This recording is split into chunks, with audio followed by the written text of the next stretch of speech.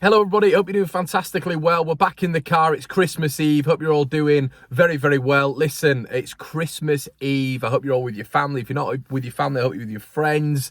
And you're chilling out and you're going to have a fantastic few days. What it's all about, everybody. Spending time with your family and friends and really catching up and, you know, having a good time, really. And we've had some bleak times recently, haven't we? So, yeah, make sure you're having a good time with everybody.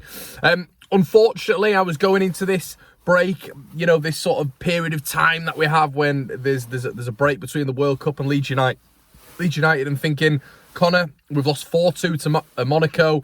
A lot of things in that game you didn't like, a couple of things you did like, a little bit of a change in system, still defensive, frailties, problems, issues that better teams in the Premier League are going to exploit.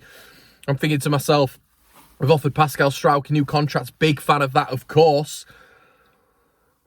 And then the club just sent me into a little bit of a spiral yesterday evening when they announced the signing of Diego Llorente on a 4-year deal.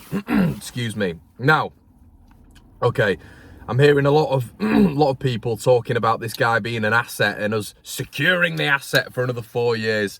Fair enough. That's your point of view. Whatever, as I always say, football is subjective. Listen, nobody's going to buy this guy in 2 or 3 years for a hefty fee, unfortunately. He had what, like a year left on his contract? We could have even got rid of him in January and summer for a decent value, and got some money back for him. Obviously, he's younger. When he's going to be, 2 or 3 years down the line, and we're going to be able to sell him to a team in La Liga, let's say, slower paced style of football, where he'd maybe be a little bit better for a high value. No, we're not. Obviously, he's going to be 31, 32 years of age there. I doubt he's going to be anywhere near the Spanish side. He can't play on the left side of a back two. So, I mean, there's arguments that he can't play on the right side of a back two, to be fair to him, or a back three or whatever. But for me, this is just lunacy. It's a bizarre move from Leeds United. I do not understand it. There's a lot of people talking about them reducing his contract or whatever to a certain amount per week. Fair enough. I still don't understand that. I thought football was a meritocracy, as I always say on here.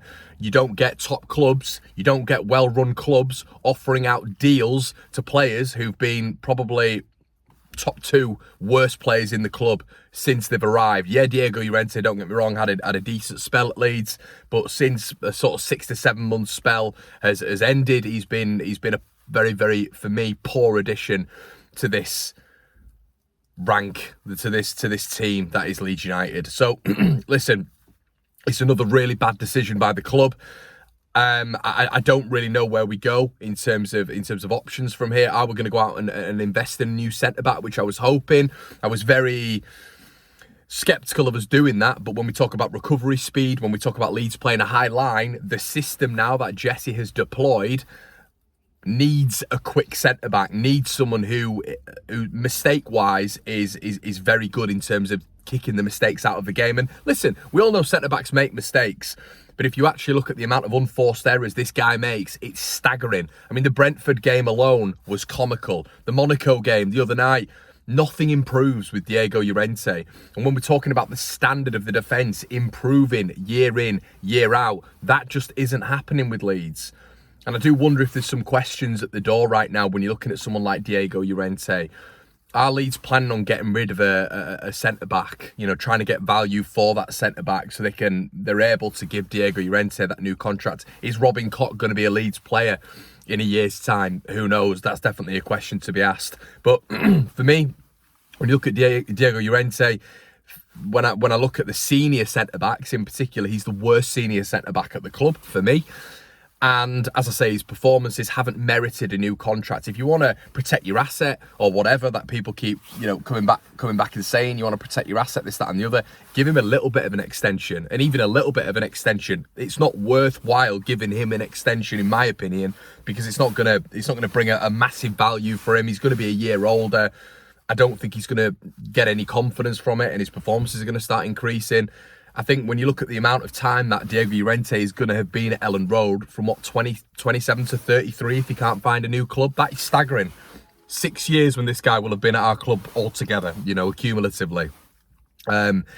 So a real bad start for me, a bad start, and not what I wanted to see last night. Not what I wanted to see last night at all. I thought, You know, after Pascal's signature, I was hoping there was going to be a couple of signings. And listen, you get people coming back and saying, oh, it's negative, it's cynical. It's not. The guy's not worthy of a new contract, everyone. The Leeds fan base are not negative at all. This is a fan base who support players through thick and thin. I actually think Leeds United, when it comes to a fan base, are the most positive, one of the most positive fan bases around. They will support a player no matter what. A player could score 4 own goals and Leeds fans will be coming on here. Some Leeds fans are saying, give him a chance. Trust me, they're in the comments of my videos, which is fine. That's great. It's fantastic that these people have that mentality. But when you look at Diego Llorente, I'm struggling to see a positive in signing this guy on for another 4 years. I respect that point of view. I respect people think that we're protecting an asset, but I just don't understand how that is logical from a business standpoint. I don't get it. I don't get where the advantages are of signing this guy to an extension. I really don't. And as I say, you reward people. We've rewarded Pascal Struijk. Rightly so. He deserved that new contract. Best centre-back at the club. Still doesn't get played at centre-back. But when you actually look at the Leeds United defence, it's a poor standard of defence. You know, I spoke to Jamie Carragher and Gary Neville off air when we were doing the overlap. And they said, from their perspective, Leeds had one of or the worst centre defences in the division at the minute. And that's why they were worried. That's why they were saying, I think Leeds are in big trouble this season, off air. And it's true, the standard of the defence needed to improve. Obviously, the system's a huge problem when it comes to Leeds United, when it comes to Jesse Marsch. And there's a video going online at the minute, a compilation of Leeds for 5 minutes conceding a goal at the back post.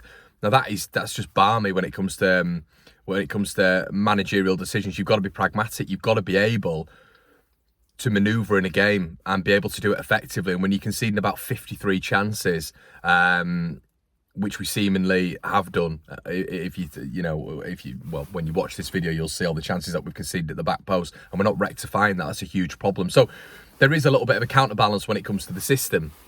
So I also don't think the system is benefiting the defence at the minute. But it's just a football player. I don't think Diego Llorente is a good football player. I don't think he's a good defender. I don't know what attribute he has. He's not physical. He's not strong. He's not athletic. He's not quick. He's not good with the ball at his feet. He's not confident. So what is Diego Llorente good at that warrants a 4-year deal? For me, Diego Llorente, you either tick it off as a bad signing and let him go for a free, which I don't think the club would have done. But I think he's got a year left on his contract or whatever it is at the minute. We'd still be able to get some money from him if we look to move him on in January. If you want to blood someone like Charlie Cresswell in, bring Cresswell back. Let's see a Cresswell and Cock partnership at the back.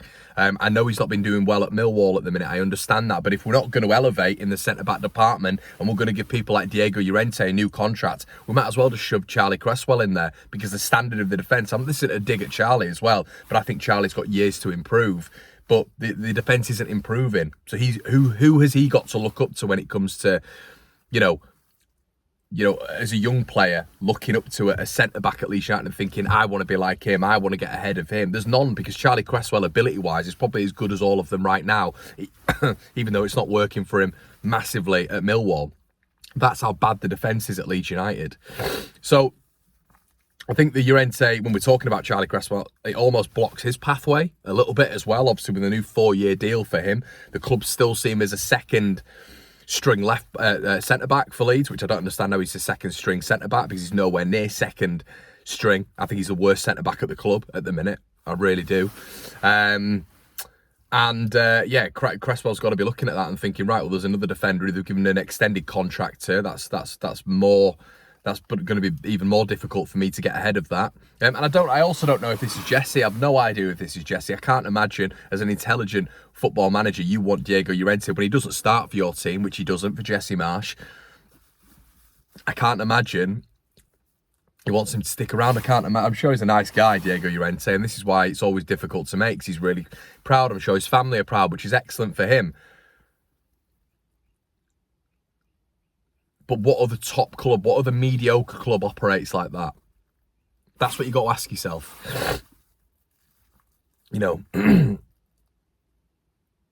What club operates like that? And it's funny, because I was looking at the Alexis McAllister during the World Cup.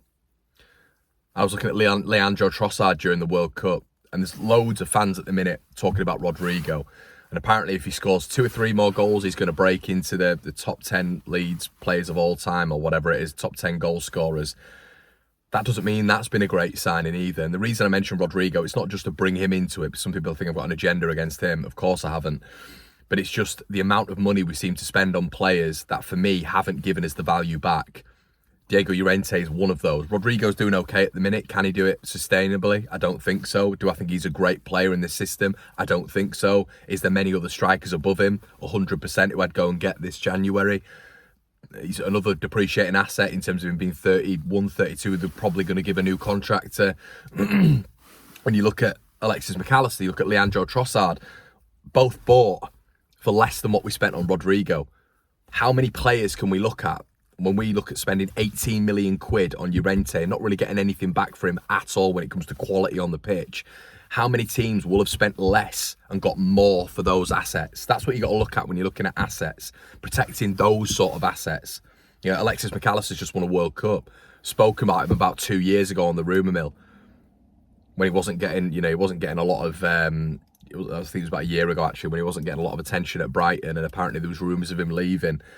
But what I'm trying to say, guys, is the amount of money that we spend on these players and just get nothing back for. Rodrigo's giving us a little bit at the minute, but we need more for the amount we spent on him. And is it going to be consistent? No. And does he fit the system? No. Diego Llorente's still in a bracket at Leeds United where I just can't understand it. I do not understand a 4-year deal. I don't care if they've reduced his wages. I'm not bothered.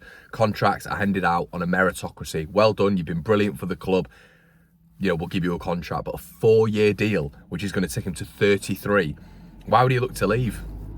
If you're Diego Llorente, he's probably thinking to himself, I'm second string centre-back at Leeds United. Lots of people saying, oh, we'll protect our asset. I'm second string centre-back at Leeds United. I'll stick around till I'm 33 years old. Will I get a better offer than that? Probably not. And that's the position Leeds have put themselves in now. He's tied down to a contract, so he doesn't have to leave Leeds.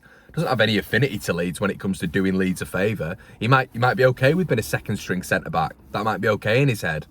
He seems like a level-headed guy. He seems like obviously he's brought his family over here. He's probably trying to integrate with the lifestyle.